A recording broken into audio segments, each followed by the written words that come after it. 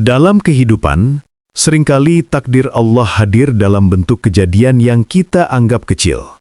Namun di balik hal yang sederhana, tersimpan rahasia besar yang bisa mengubah hidup seseorang selamanya.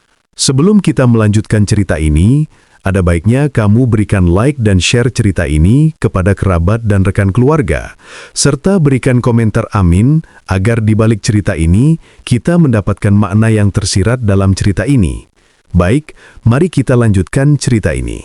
Inilah kisah Raffi, seorang anak yatim yang bekerja serabutan demi menyambung hidup.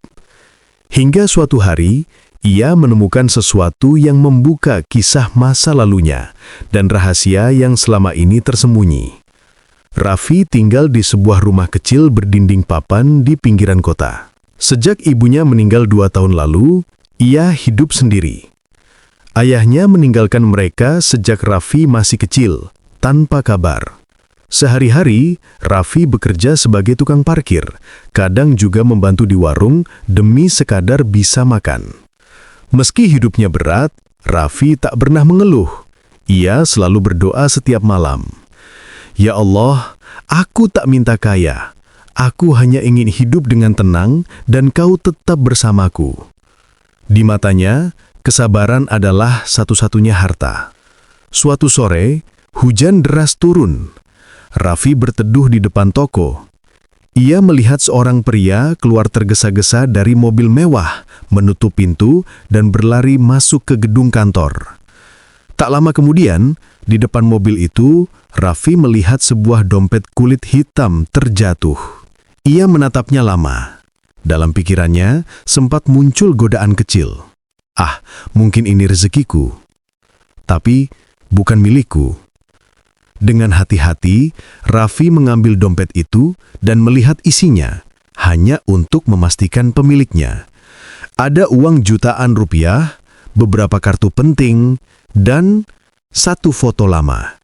Di foto itu, ada seorang pria muda sedang menggendong bayi kecil, dan seorang wanita tersenyum bahagia di sebelahnya. Yang membuat Raffi terdiam adalah, bayi di foto itu mirip sekali dengan dirinya saat kecil. Raffi kebingungan. Ia menatap foto itu berkali-kali. Air matanya jatuh tanpa sadar. Kenapa wajah bayi ini sama seperti aku? Bisiknya lirih. Ia membaca nama di KTP pemilik dompet itu, Arman Prasetyo, seorang pengusaha sukses yang terkenal di kota itu. Raffi pun bertekad mengembalikan dompet itu sendiri ke kantor Arman. Sesampainya di sana, ia ditahan oleh satpam, tapi Raffi dengan sopan berkata, "Saya hanya ingin mengembalikan dompet Pak Arman, saya tidak mengambil apapun." Ketika dompet diserahkan, Arman menatap Raffi dengan tatapan heran. "Terima kasih, Nak. Tapi, siapa namamu?" "Raffi, Pak," jawabnya sambil menunduk. Arman memandangi Raffi lebih dalam, seakan ada sesuatu yang membuat dadanya sesak. Tatapan itu lama dan suasana tiba-tiba sunyi. Arman duduk, membuka dompetnya, dan menemukan foto yang sudah lama ia simpan. Tangan Arman gemetar.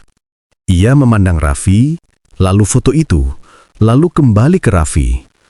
"Dari mana kamu dapat dompet ini?" "Tadi jatuh di depan kantor, Pak. Saya cuma mau mengembalikan."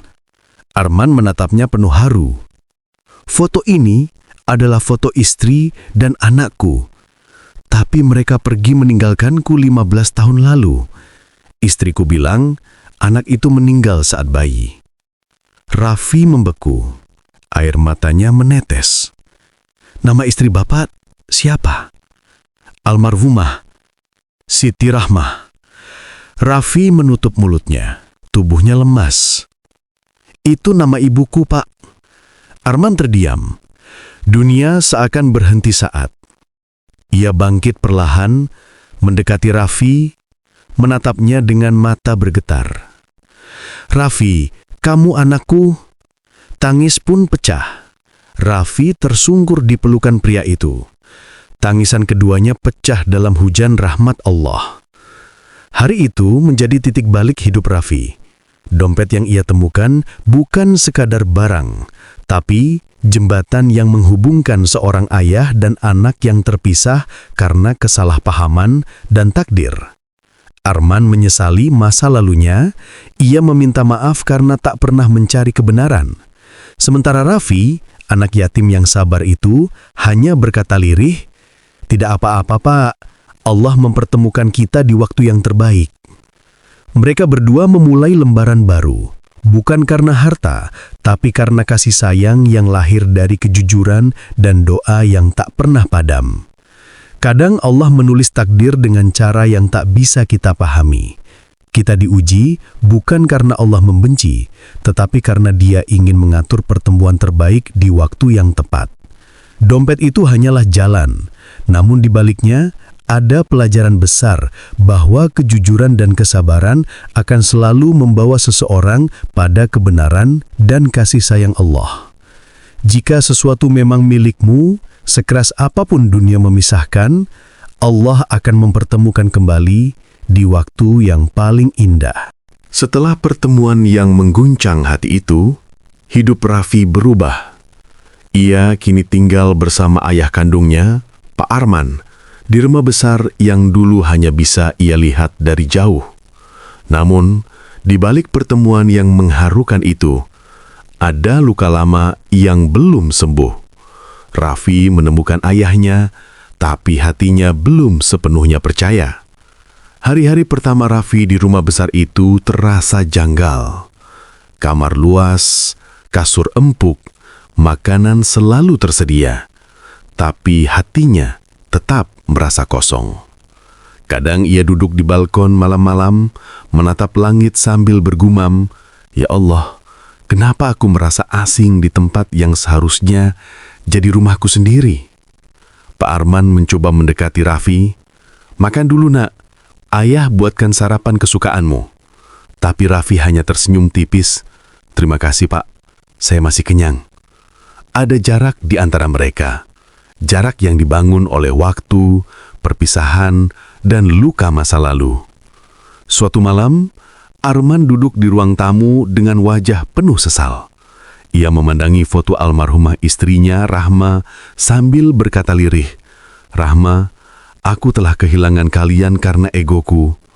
Aku tak pernah mencari tahu kebenaran, hanya percaya pada fitnah orang lain." Yang mendengar dari belakang pintu meneteskan air mata. Ibunya dulu sering berkata, "Jangan pernah membenci, Nak. Kadang orang dewasa juga tersesat dalam keputusan mereka." Kata-kata itu kini terasa nyata. Ia sadar, mungkin ayahnya bukan jahat, tapi hanyalah manusia yang menyesal terlalu lambat. Namun tidak semua orang senang melihat kembalinya Raffi. Beberapa pegawai di kantor ayahnya mulai bergosip. Katanya, anak yatim itu tiba-tiba diakui anaknya Pak Arman. Siapa tahu dia cuma mau warisan.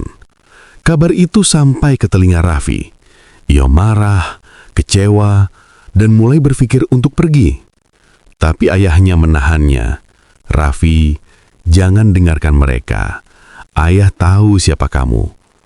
Tapi dalam hati Raffi berkata, dulu pun ayah juga percaya kata orang, bukan kata hati. Suasana menjadi dingin. Hubungan mereka kembali renggang.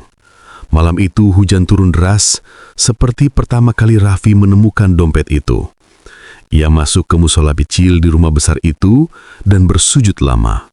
"Ya Allah, aku bersyukur Engkau pertemukan aku dengan ayahku, tapi kenapa hatiku masih berat? Ajari aku untuk memaafkan, karena aku tak ingin kehilangan dia lagi hanya karena luka." Air mata jatuh membasahi sajadah.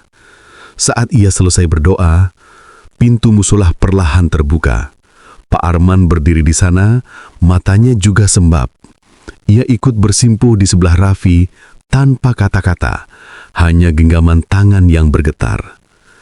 Di saat itu, mereka berdua menangis bersama dalam diam. Sejak malam itu, hubungan keduanya perlahan membaik.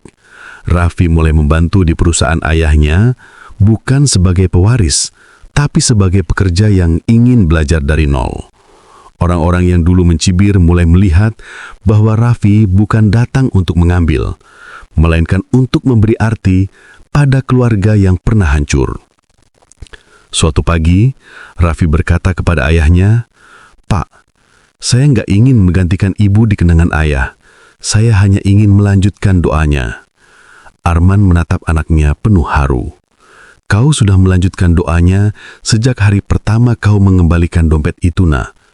Hidup memang tak selalu menawarkan awal yang perfekta, tapi Allah selalu memberi kesempatan kedua kepada mereka yang tulus." Raffi tak lagi merasa sebagai anak yatim, karena kini ia tahu, meski kehilangan, Allah tak pernah benar-benar mengambil. Dia hanya menunda pertemuan sampai hati siap untuk memaafkan.